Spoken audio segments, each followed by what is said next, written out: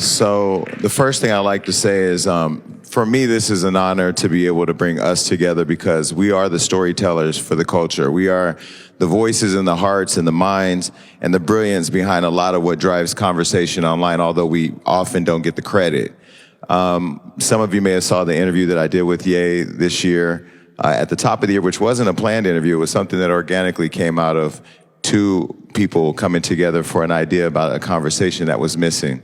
And so when we were talking about Black History Month, he had an idea that we should stop calling it Black History Month because as Black people, we should be focused on the future because we are the future. And it was such a powerful moment because all of us as journalists or media owners, regardless of where we sit, heads of network, heads of your own companies, are working within the confines of companies that we don't own. We know that we're the hot sauce that's often put on the shelf far behind all the other condiments, and you know what I'm talking about.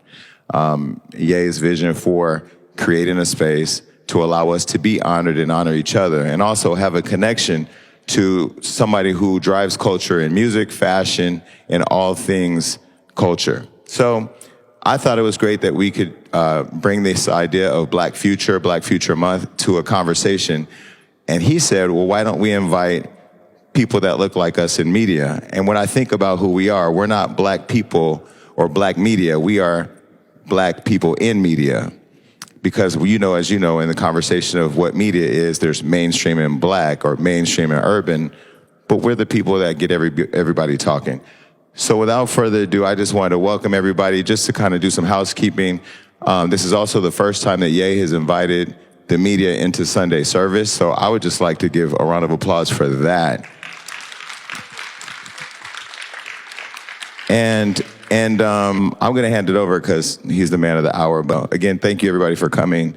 And I'm just proud to be here and share the space with all of you. So here's Ye.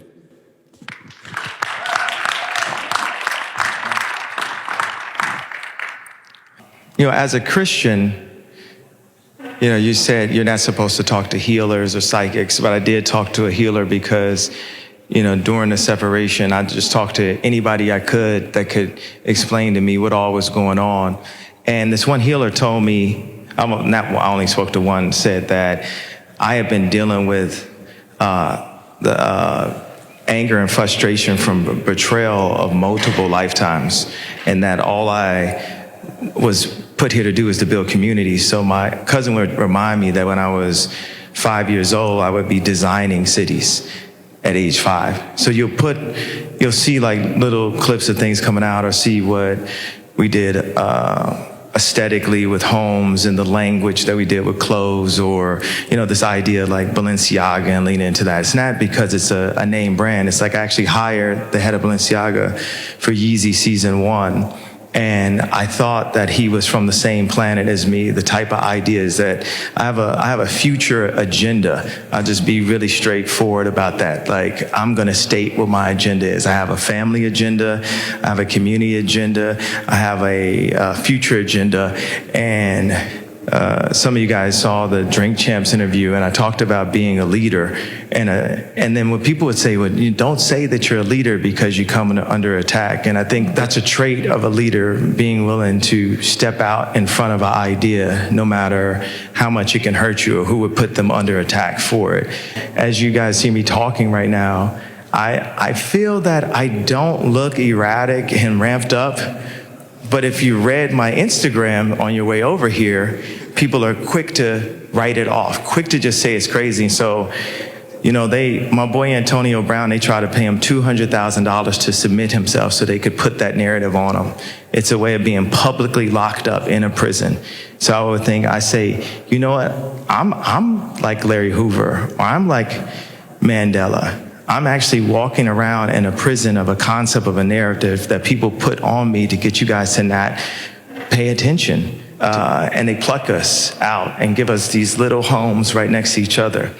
And we barely could afford to actually have our cousins stay next to us. We don't have someone that's there for us when we're having a hard time, because we want to just have these cars and be inside of this gated community, and we're separated from our families. We don't have our support system with us. They say, you're the superstar, boom, we're going to put you at Louis Vuitton.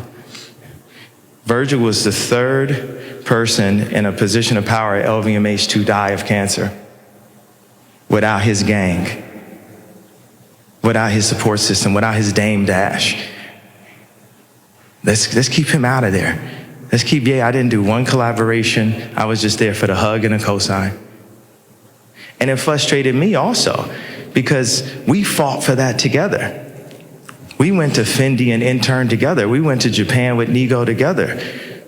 We created, the pastel office, and we were doing Photoshops, and we barely could figure out how to even make a hoodie together. And then it was time to separate. I think about, you talk about fathers being removed out of homes throughout the 80s. And that same technique is now, like, we as a people are like the walking Tuskegee experiment. That experiment has worked on weakening families, weakening the strength of family, and weakening God inside the family, and giving it to robots, fear, numbers. When I go back to this thing where I said, this healer said, and I know this is not Christian, I know it's Sunday service this morning, this healer said for multiple lifetimes, I dealt with this idea of like betrayal. But the healer also said there's nothing that's going to stop you this time from building these communities. Not since Black Wall Street has there been a fully A to Z Black-owned community where we can not only just control the media and our narrative, but we control our water, we control our farms, we control our schools. On a flight to Chicago yesterday, and, I was upset that I didn't have Chicago with me going to Chicago. Drake hit me and said, give me the link for the game. I want to see Rob ball out. And for us to create this union, where we're starting a league of our own. When I'm crazy, it's okay. Now, today's like today, where we really organizing, now I'm at risk. When we really can be organized. Larry Hoover brought me and Drake together. That man created peace. He called that from the prison. Larry Hoover called that from the prison. And everybody was happy. When people see me and Drake pull up to a basketball game with both of our sons, with my oldest and his son, that's gonna save people's lives in the hood. They're gonna see that. I'm gonna show y'all a video in about a couple of minutes, and on it, I speak a bit of my story, like my main motivation, why I bought the house next door, is to be next to my kids. My dad told me 3 weeks ago, it's the first time he said this, he said, your mother said, I'm moving to Chicago, and if you try to come find me, you'll never see him again. My dad never said that. Till about 3 weeks ago. Why did he say that? Because I was begging him to call Kim and he was refusing to do it. He said, I don't want to talk. I said, Dad, I need your help. I can't see my kids. I can't do this. And it's not like a simple, you can't see your kids. No, it's like reaching your hand through the blender. You pulling disrespect. You know what I'm saying? Leaders in the hood have been put in positions, like whether someone's like a boss of anything, they lock that leader up, and by the time they get out, they've lost their ability to lead. They've lost their leadership. By the time the dad gets into the house, he might be drinking. He's not the 100% version of what he could be. So when I see my daughter wearing lipstick against my will on TikTok, and if I say something I'm considered to be erratic, I'm like, my dad didn't have a voice and my dad didn't have the money to stand up. And also, he felt like he needed to stay in Atlanta for his career. People are saying, you better not wear that hat for your career. I gotta point this out to y'all. That's the main thing that put me in a hospital. Because every manager and every place I turned, they said, your life gonna be over if you got a difference of an opinion. My mom fought, my dad fought. My dad was a Black Panther. My mom worked for Jesse Jackson at Operation Push, was the first Black female head of the English department at Chicago State University, which we're looking to go and buy that school right now. And she fought for a fountain, what fountain we could drink out of. If we think we barely can vote, and this is one of the things I say in the video, then we not gonna have a choice on what to do. This is our first time with any position and any voice. By the time that I saw that 6.6 hit, I was like, let me look this up. Now, I'm gonna tell you, there is a person in Africa that's at 7 point something, right? But I'm gonna just tell you something. I placed that headline because the Forbes kept fucking with me. They kept bullying me. They kept controlling my narrative. And every time it was like, Kanye's a billionaire, he really wants you to know. Because they only want people to look successful that followed all the rules. From high school to media to basketball. They want to make your leaders be the ones that are being led. Nobody leading me but God. We're born into this society, this culture. God placed us here in a broken world, but it gives us an opportunity, it gives us purpose. We want to change things. We've all been set with this programming of heal the world, fix the world, save the world. What are things you could do? If you could just write down one thing, you could say, I could be a fireman, I could be a lawyer, I could be a rapper, I could be a basketball player, I could be a doctor, I could save the world. But it's that I that's the problem. So let's turn down the 3 lights right now and let's show them the video.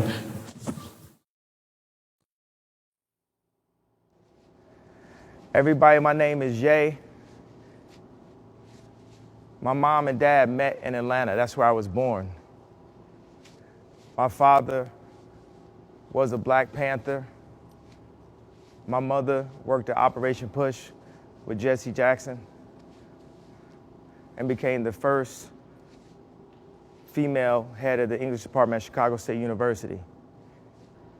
After my mom and dad separated, they offered my mother a job in a different state than my dad.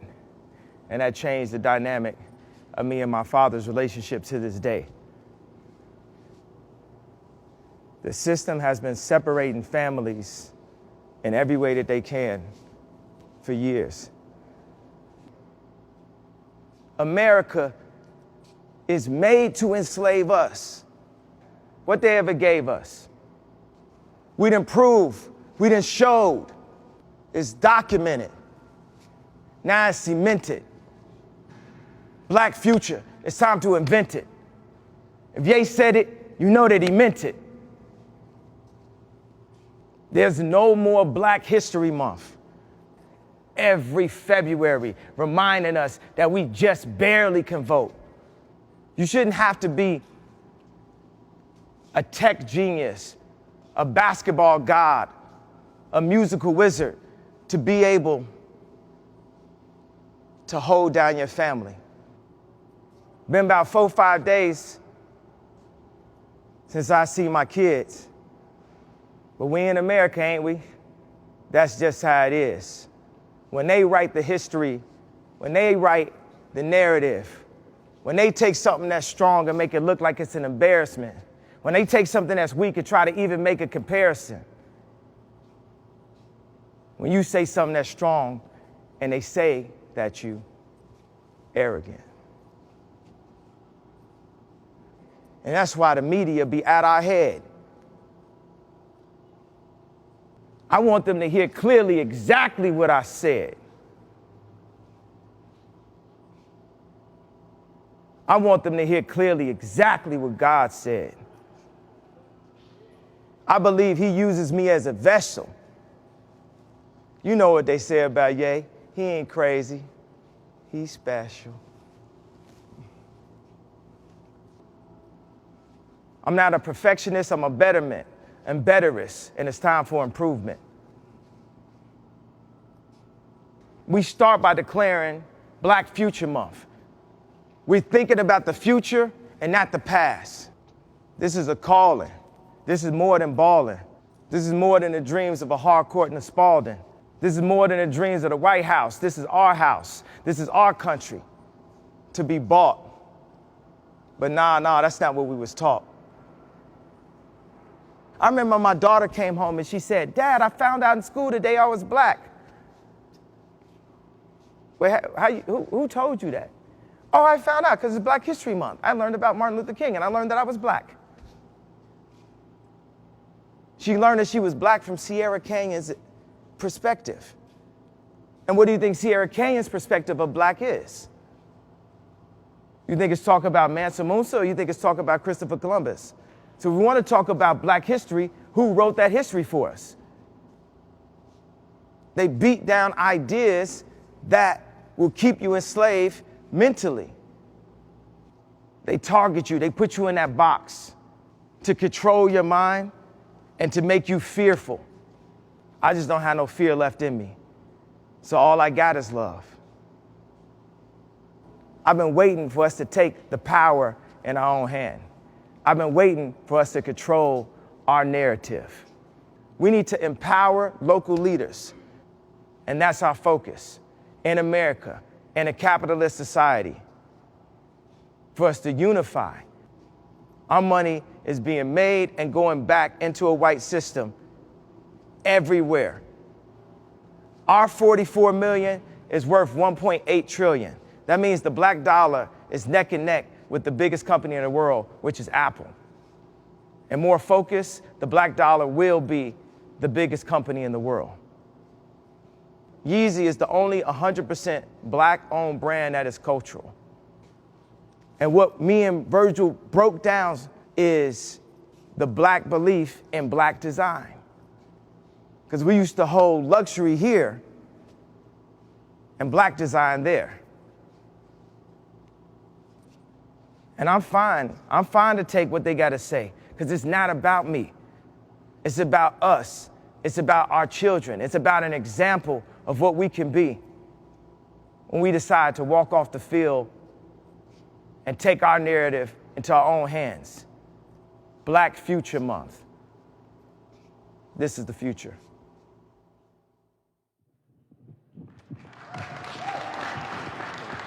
We would like any of you guys that are interested to record your own versions of this expression that we take this month to highlight people who are pushing where we're going in the future and who we are today, the new superheroes that we have today. And Prophet is one of those new superheroes that's going to change our narrative and show a direction of what we can be other than only in the sports and entertainment. Good morning, everyone. So my name is Prophet Walker. I grew up right here in Los Angeles. And to Ye's point of rewriting our own narrative, much like many of us in the U.S., frankly, that have grown up in poverty and in different systems, I too dealt with that. I grew up in South LA in Watts. Unfortunately, my mother was addicted to heroin and abandoned my sister and I in the housing projects in Nickerson Gardens.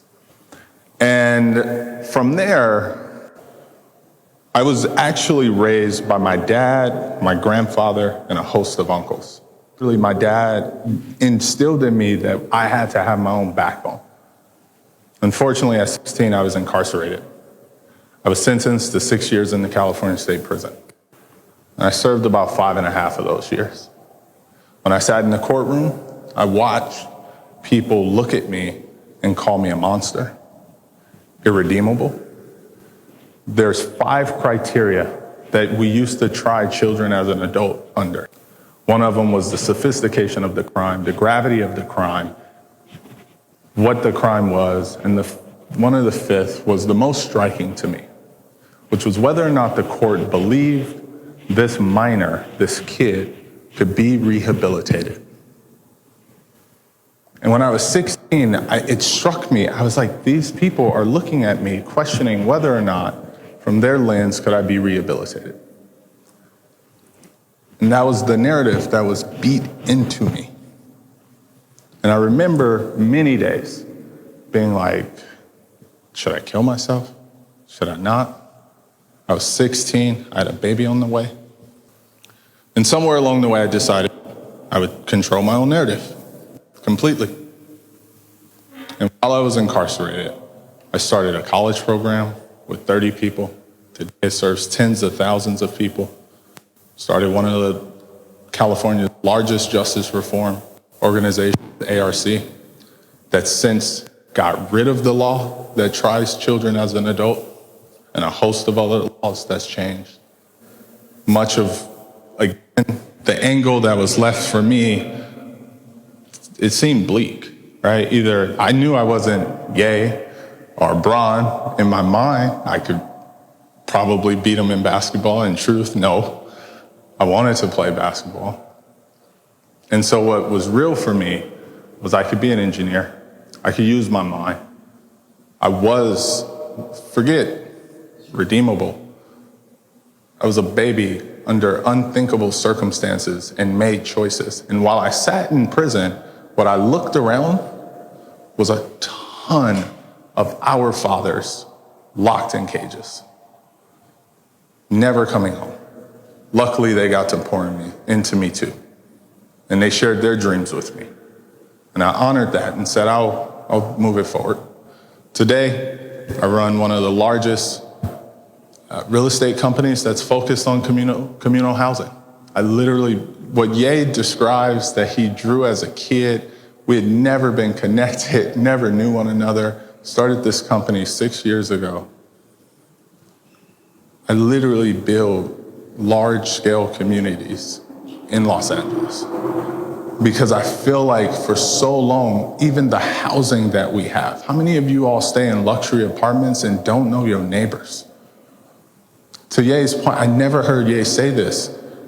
Your cousin isn't next to you when you have a heartbreak, when you lose your family, when you lose your job, when you go through the realities of life as you try and get up and get out of the hood is what we were told.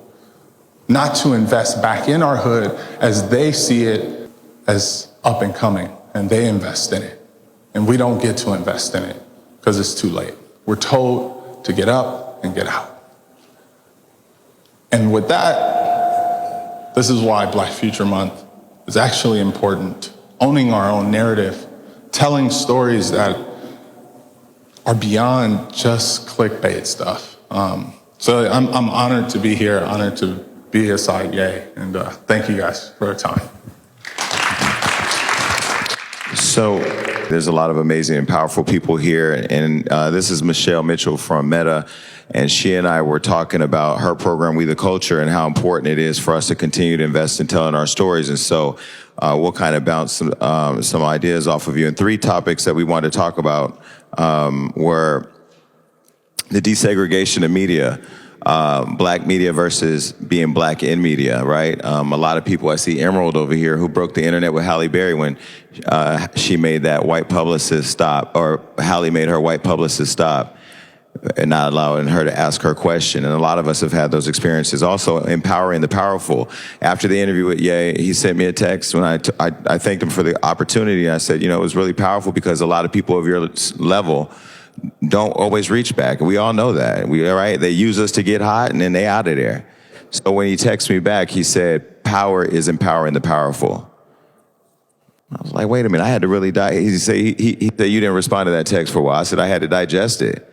Because as oftentimes we're not reminded how powerful we are. And so to be reminded of that moment was something to take in. And also, something we talked about in the interview was canceling cancel culture. Because cancel culture really only exists in our community. Look at Joe Rogan and Whoopi Goldberg. We don't even have to have that conversation, do we?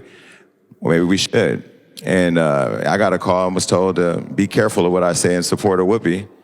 Nobody called me and said anything about what I said about Joe.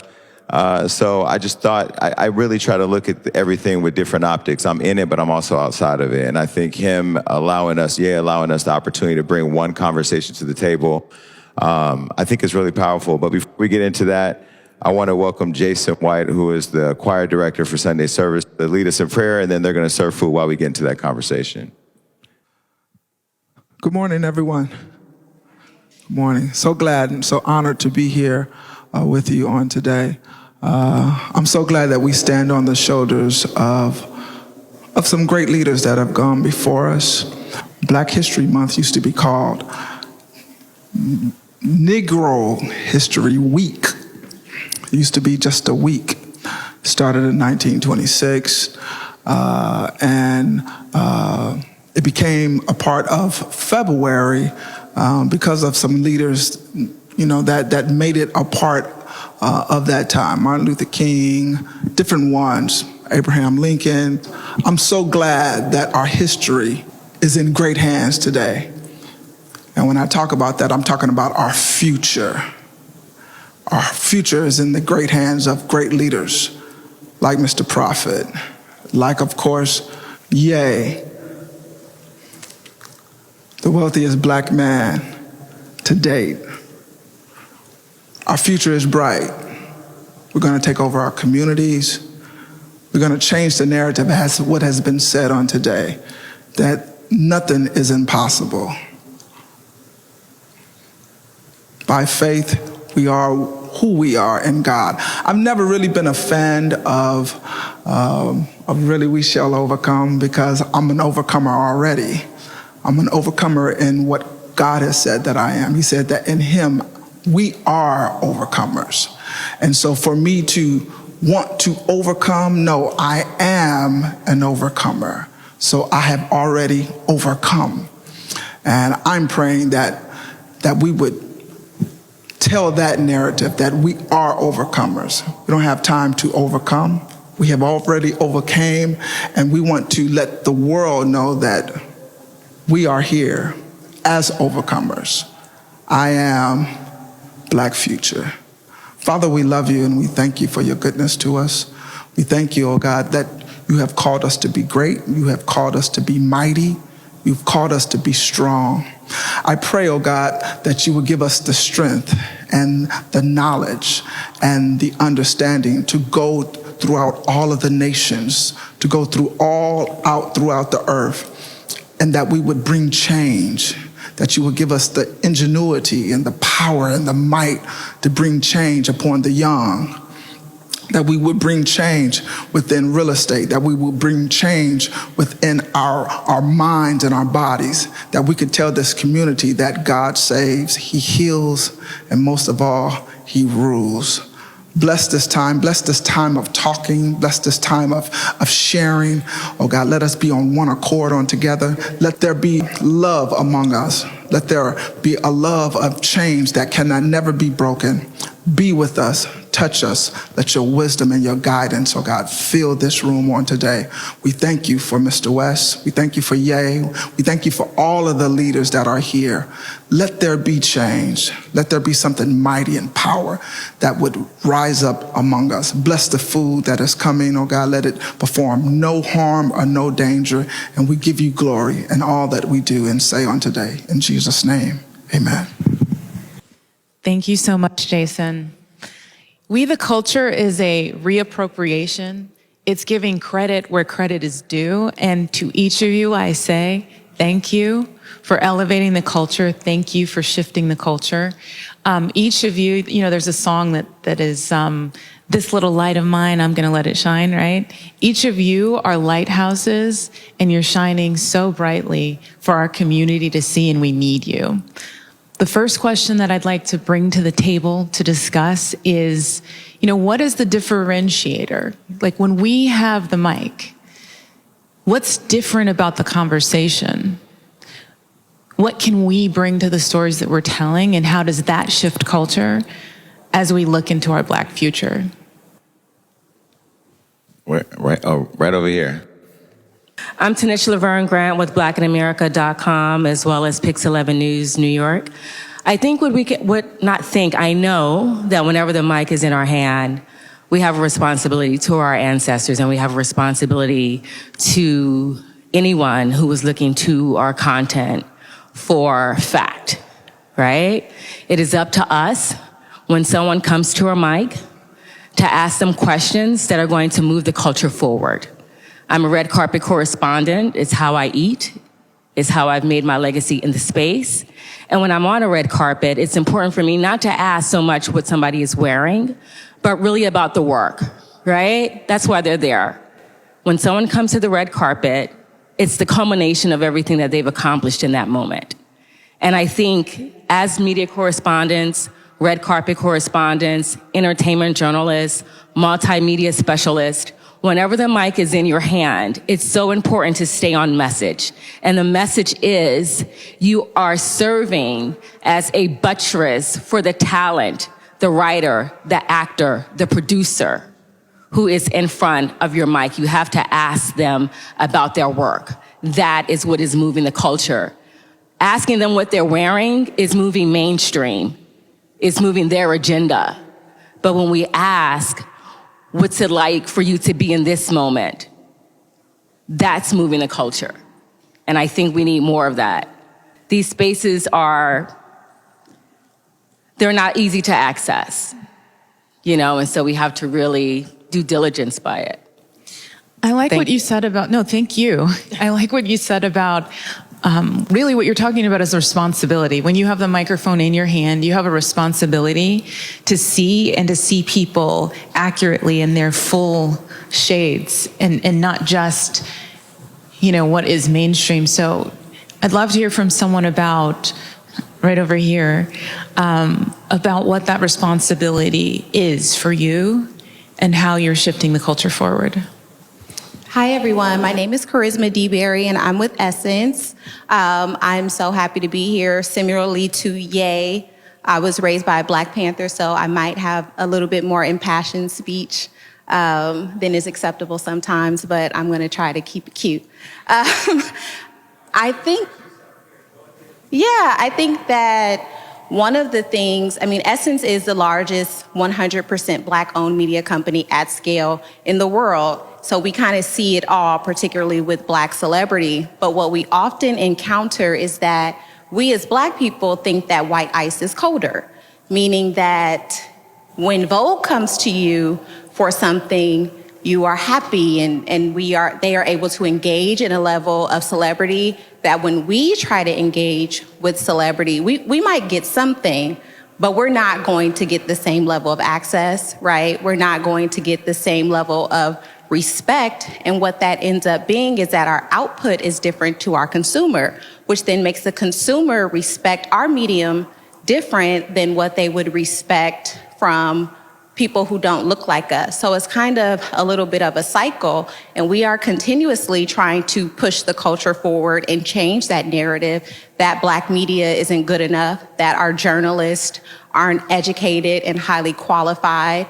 But I think that it really starts with us breaking the cycle of believing that, if you perform at Stagecoach, you have made it further than if you perform at Essence Festival. Because again, Essence Festival is the largest festival in the country. But when we say that, it almost sounds ridiculous to people. So that's one of the biggest things, is just changing the way that we think about ourselves so that we hold Black media in regard in the same way that we hold other media companies. This is the moment where we have to say, in order for us to stay free, because this ain't get free, we do have a freedom. We're actually allowed to do this and say this right now. If we don't keep doing this and keep pushing each other, then there will be a moment where our voices will be taken away also. And it's the time when we're not going to back down. We're not going to have people say, oh, you need to stop communicating because you're going to look ramped up. And tell me what y'all need. Let's tell each other what we need from each other. Let's rise up collectively. That's what I'm really I'm so happy you went in and you talked about the responsibility of the type of questions that we're asking. If we're so used to thinking about, okay, you know what, I'm gonna cut off what I'm saying, because a lot of these things you're saying, it's almost like we created a new version of a panel right here. And I just wanna emphasize, yes, book that Essence cover today. We're gonna shoot this within the next week. What's it? No. When he says something, he's very intentional. So I'll connect with you and make it happen. If we have the mic over here, Kelvin, Connie, James, Amber, I know that we're all eating, but if you want to say something from a content. Hi, everybody. I'm Connie Orlando from BET, and thank you for having me. I think this is an important conversation to have, and yes. It's hard. It's hard being a media company in a world where there's other media companies that people feel are more important. Whether it's about the money, the exposure, how do we support Essence? How do we support BET in ways that are meaningful? Like the young lady said, it makes, when we don't show up, it makes us seem like our brand isn't as important. And it's not something to aspire to. We're great in the beginning, and then when it gets hot, it's okay, we'll move on from that. But it's also this notion of, and at BET, we just try to really have authentic conversations. I think that's our superpower.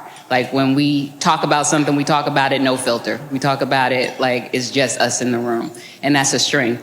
And we're always open to partnership. I love this Black Future Month, and we should talk about that. And really, like, I think power is in mapping out a year. Like, let's get together the end of a year and look at the next year and map the whole year out. So that then we can say, okay, February is Black Future Month, and we need to do this and be strategic. Like, we tend not to be strategic, and we tend not to partner with each other to make it stronger. And I think that's so important. I think it's something that we all need to do. This notion of support is so important. And in terms of content, like, you know, it's a blessing to be at BET because I want to present our images the way they should be presented. Like, we did Black Girls Rock because the media tears down Black women. And just to show that was so aspirational and inspirational, like, those are the type of things we want to do, but we also want to have real conversations. People who know me know I'm always open for a conversation and to figure something out where we can partner and move forward. And then the second point, I hope we talk about it later, is this point of ownership. Like, we got to really start owning. Like, it's great that you own your content. We need to own studios. We need to own things because that's one where the equity is and that's where the legacy is. And if we are so powerful if we all come together for something and get behind it. Like, it's off the meter how powerful we can be if we get behind something, whether it's a studio, whether it's a network, whether it's a magazine, whatever it is, if we come together, it will succeed because we are powerful. Our culture, our trends, everything, like, we lead it all. And if we just kind of really invested in ourselves and supported each other. No, I love that. I love that. And one thing in talking to Ye about Black Future Month, when he posted that, he said, let's make this a movement and not a moment. What I also love is that Ye is asking all the brands he touches to financially get behind Black Future Month too. And so he's put me on with Adidas. He's putting me in with different Gap, who's saying, how are we investing in Black Future Month and what does that look like? Right, and that's the strategy of it, right? Like, it starts here, but what are we gonna do in June? Like, let's map out that whole thing and figure out actionable things that we can get people to do. Yes. Because 9 times out of 10, when we do a news thing, it's not just about reporting the news or checking the box that you did something. What can we use this platform to engage folks to do something that they may not otherwise know, or to resources that they don't know about? How do we empower and push forward? Absolutely. I don't know the resources, I tell you that. You know, it's one thing to have money, it's another thing to have power. The power is in the community. You know, right now, I was offered $100 million to bring Donda Media to Apple. And I'm saying, why can't we start our own media? We got our own hardware. One of my favorite quotes I thought about, our 44 million is worth 1.8 trillion. That makes us the second biggest company in the world, that we neck and neck with Apple. Our 44 million is worth 1.8 trillion. If you think about when they had gentrification, we stopped spending money on ourselves when we were talking about Essence. That was the breakthrough. I did mention that me and Virgil made us believe in Black design. Now we need to believe in Black media. Black media needs to be just as big, if not bigger, if we're being used as culture in the media constantly, then the media company, the companies need to be as big. And it just, me is just angel investors. People, I invest in companies. I invest in people. I put my money where my mouth is, and I'm looking to figure out how. I was looking at Splash Media, looking to buy Splash Media, you know, things like that, looking to invest in multiple companies with a voice, just like how Bezos bought the Washington Post. But it's not just for, you know, my voice as a leader, but for our voices to empower the future leaders and not have to talk a certain way. Even right now, we're not talking in our native tongue. There's nothing more white than English itself.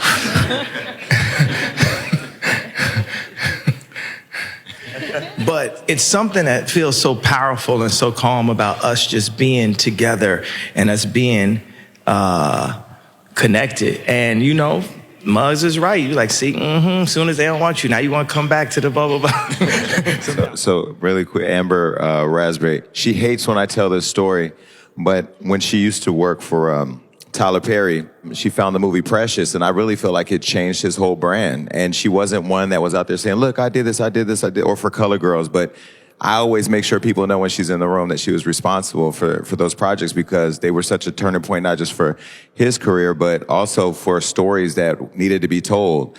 So I'm glad that she was able to make it. So Amber, do you have a mic? Thank you. Yes, you always embarrass me with that story.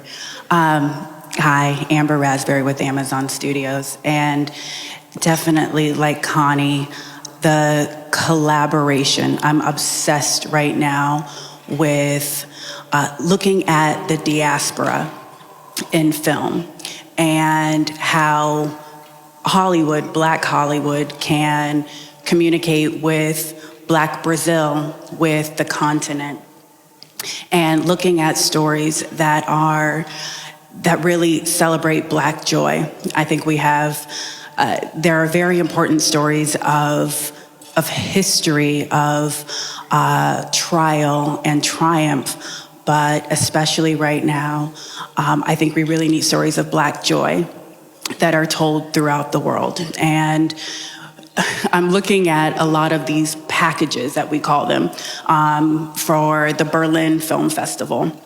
Packages are films that have the actors, that have the talent, that have the director, the script is ready, and basically they say, we have this package, it's ready to go, do you want to shoot it? And I'm seeing these packages come in over the last week, and talent that I know my target audience, us, would not be very excited about. And so now I'm really focused and want to charge it to everybody. Let's build our own packages. Let's put together our talent, our filmmakers, our directors that white Hollywood, mainstream Hollywood may not be aware of, looking at who has next, looking at an actress in Nigeria who has 20 million followers, more than, any white actress that may, that's here. How can we work with her? How can we work with that Kenyan director and create these stories that represent and redefine international film?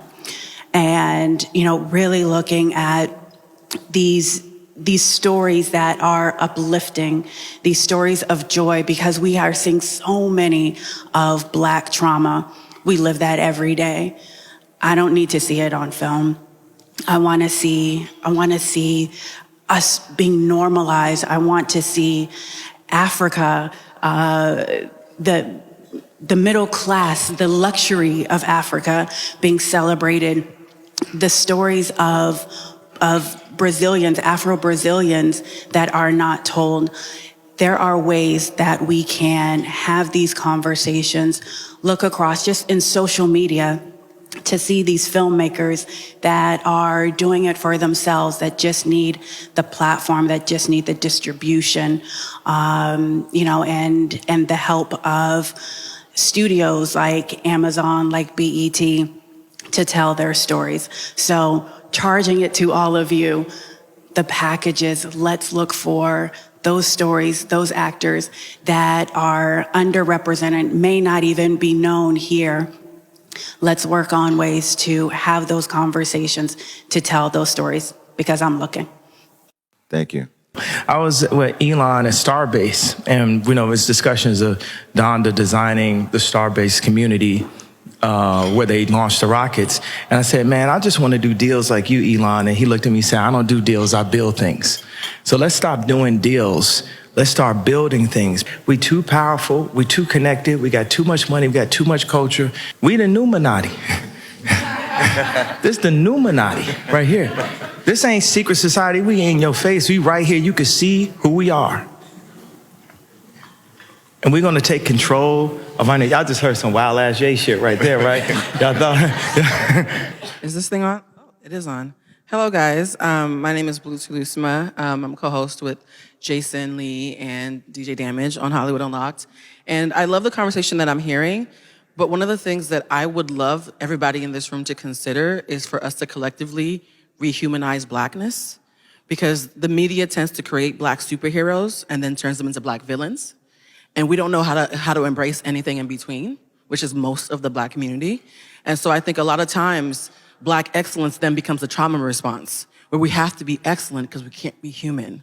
I want to see regular Black people be able to have a bad day and still be shown grace, We're talking about Black liberation, but what's the point of Black liberation without Black joy and Black dignity? And so I think if we find a way to infuse dignity back into the way that we engage with each other, that's going to signal to everybody else that's not cool to do that, to cancel us anymore.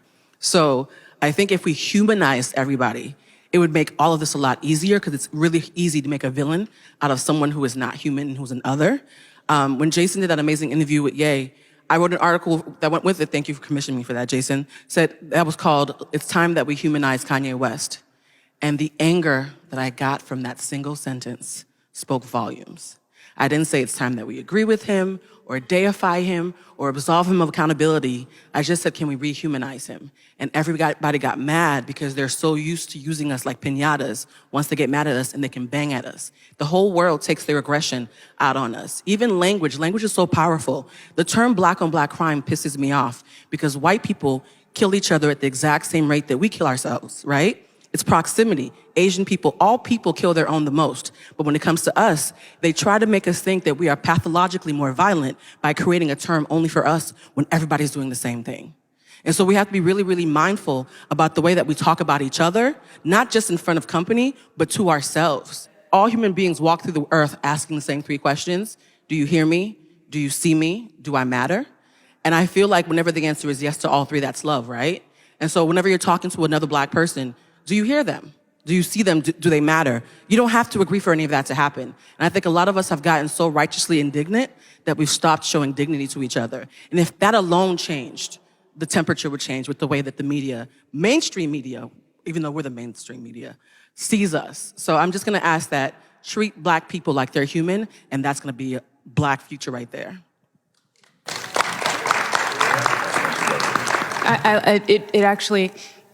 I felt something when we were clapping for you, because that's literally what we're here to do, is give each other our flowers. We're here to give each other credit, and we're here to look into that future together.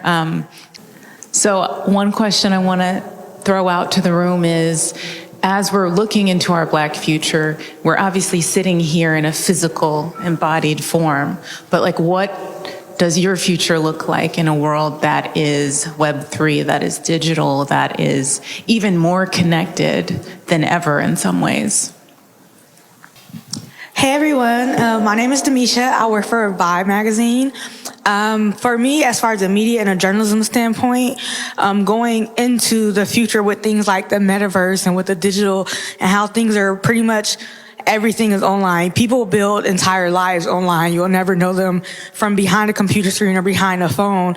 I think entering that space through media and through journalism is a space for us to be able to go forward and make more honest content, make more authentic content, and make more content that's true to ourselves, and really be able to kind of gatekeep other cultures and other communities out from taking what's ours and really sealing the deal and putting our name on what we create. And I think going forward digitally, we'll have more opportunities to be able to have these closed spaces to where our culture is not being hijacked, our culture is not being appropriated by somebody else using it to get on, because we'll be able to put each other on and hold those spaces for us and our audiences and our talent and our people. So that's something that I think that the metaverse and the digital space can bring for media, is us being able to close those doors and lock those gates and having our culture presented to us, for us, and by us. You know what I love about this is we have the right to disagree on things. Like, I don't know a lot about the metaverse, but it's okay for her to have that opinion, okay for me to have an opinion. I'm into physical goods, and it's okay. We got to turn it to the barbershop. Jesse, I said his mama call him Cassius, I'm gonna call him Cassius, whatever that is, because we're not even allowed to have that discourse. And this is how we have to check each other and support each other, to never speak down about ourselves in, this is like a semi-public setting, but we have to like cross some of these red lines a bit to make something different. Does anybody see somebody who might have been fearless 3 weeks ago, sitting right next to me, that they tried to pay to go to an insane asylum so they could run that narrative and put that scarlet letter that I wear on him for the rest of his life? It comes to a point where we get antagonized of fake narratives, and it's like we playing a game that's unfair, it's unjust. And luckily I'm in a position where I can be able to walk off, but a lot of people in positions where they can't. So financially, physically, emotionally, it's been just unfair for us, unjust. We're not trying to be advocates, but we're trying to promote Black Future Month. We're giving people who may not be like Ye, who may not be a good football player like me, opportunities. Because when their sport's over, when their game's over, life still goes on. Football is just what I do. It's not who I am. So sometimes we are defined by what we do, and it's a bigger picture. Ye got a bigger cause. He's not just, letting people handle and writing narratives and even position to help the future, empower the youth, find the next superhero.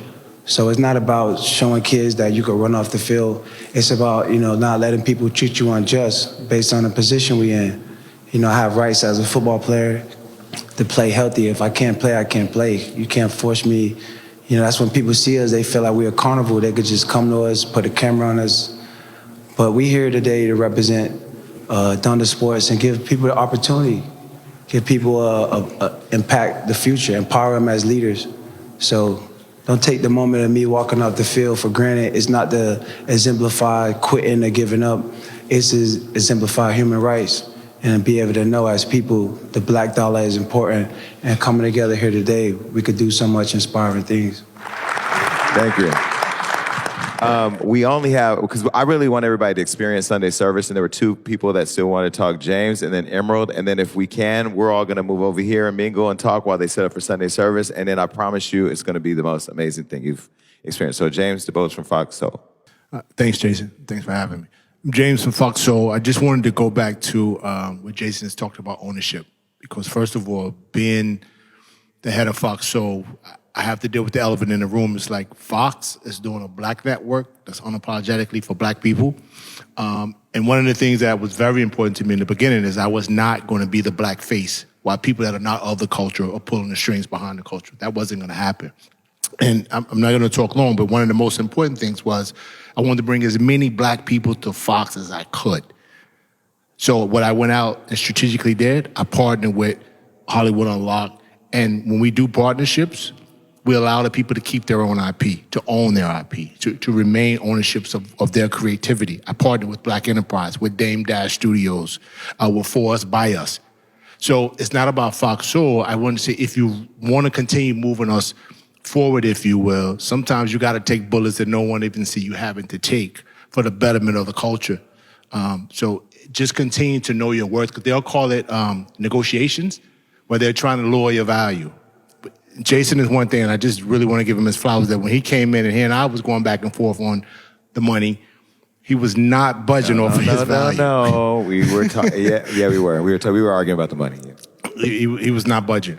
We didn't argue. We got James and I communicate in a very friendly way, a very respectful way. But you respect me as a business person. You don't see me as a tea spiller or a gossiper or a blogger or whatever. Like you respect me as a businessman. I think that's important to me, and that's why the relationship works. But we don't fight over money. We just we talk about how to get more money. And the last thing I want to say is I think fighting is good. I just want to point that out. We have to fight with each other. I'm just going to say it real quick, not going to be a long piece. I wanted to call this the Black Future Month Brunch. He wanted to call it the Black Brunch. He said, I think the whole spirit is lost on this, had other stuff involved with it. And we going back and forth on text. I said his idea is whack, and he said my idea was not the right idea, but it was good that we went back and forth, that he ain't no yes man, and I'm not no yes man, and we can't be yesing each other. If we don't agree with something, we can come to a place where we synthesize and find a blue water that we can agree upon, but we have to be willing to argue. So I know we say that. I'm not saying arguing like in a negative way. I'm thinking that's a positive way. So I wanted to just say that. But in doing that, it did turn out better, and it was his idea, so... Sorry, James. Go ahead, James. Nah, sorry. And the last thing, I think, just in terms of content, someone was talking about. I know what us at Fox Soul, I'm trying to celebrate our rhythms and our blues, our ups and our downs. They'll come to you, especially Black people, is they want to talk about your success. Take someone like AB, the success he's had on the football field. But I'm more interested now in when that moment came where you had to make a decision when you was at your lowest point, and we all have been there unless we're lying to each other. I know I've been there and not giving up on each other when we get to that point. because that's where the gift is. That's where we learn from other people, and that's where our gift lies, is in the down and not necessarily up.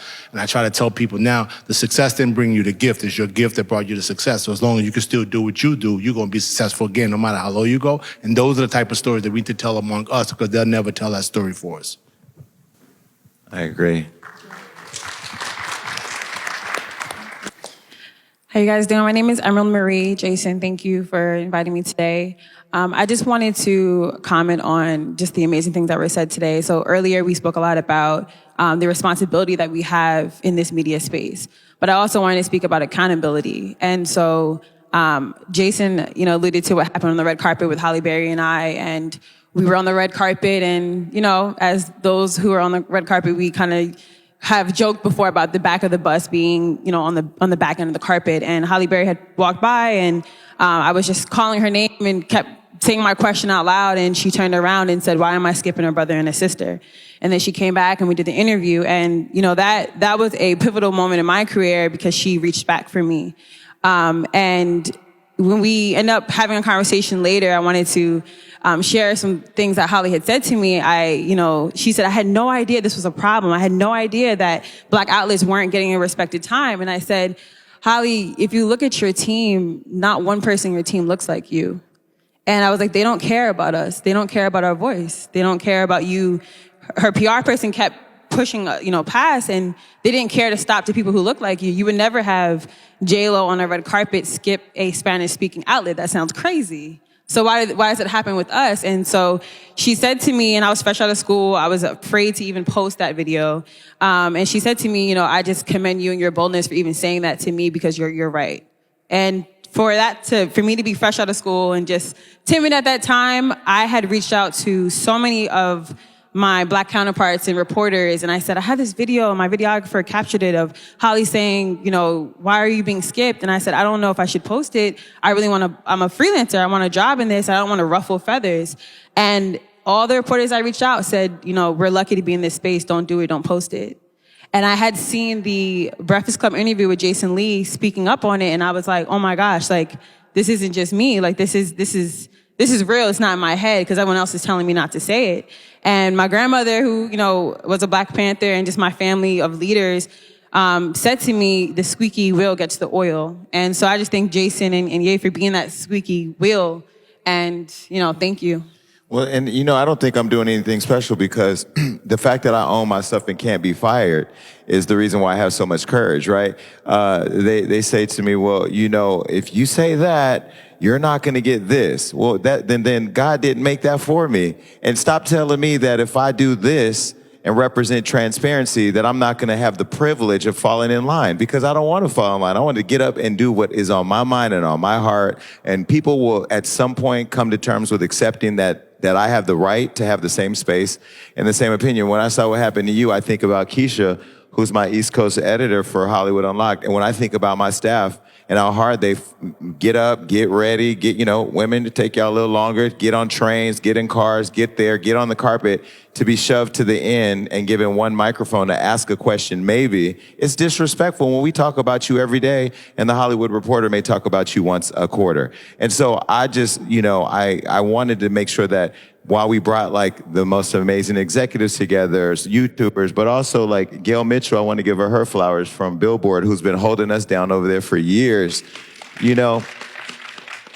Today was less about me, and thank you for the flowers, or less about but all about us coming together as one and having hopefully one of many conversations, because I really feel it was a really, really well time spent. Connie, real quick, and then we're going to close, if that's okay, for Sunday service. Connie, is there a microphone over there for Connie? I think this is great, right? So how do we keep it going? What's the next one? How do we keep gathering and coming together and getting steps that empower us and move us forward? So he said he'll do every week. Look, this is what we should do. Wait. I love Connie for the homework, right? I think, honestly, Connie, we should all come over here as a group and talk. Let's huddle. Let's come up with some ideas. We tend to hold our relationships close to our chest because we don't want nobody to eat more than us. But there's enough food on this table for everybody. I don't lose nothing by bringing everybody from media in with Ye. You know what I mean? So This, y'all being right here, is putting money back into our community, but also putting esteem back into our own community. For us to hear your story, the next person on the carpet gonna stand up. The next person, it's like what Spike Lee was trying to ignite at the end of Malcolm X, and everybody got up on the table and said, I am Malcolm X. I am Malcolm X. And people sometimes they just say, I'm not finna do a yay, or I'm not finna, they would like say it right before they about to say something. But with us, we could say everything. We can control our narrative in Black Future Month. This is the future. Let the church say amen.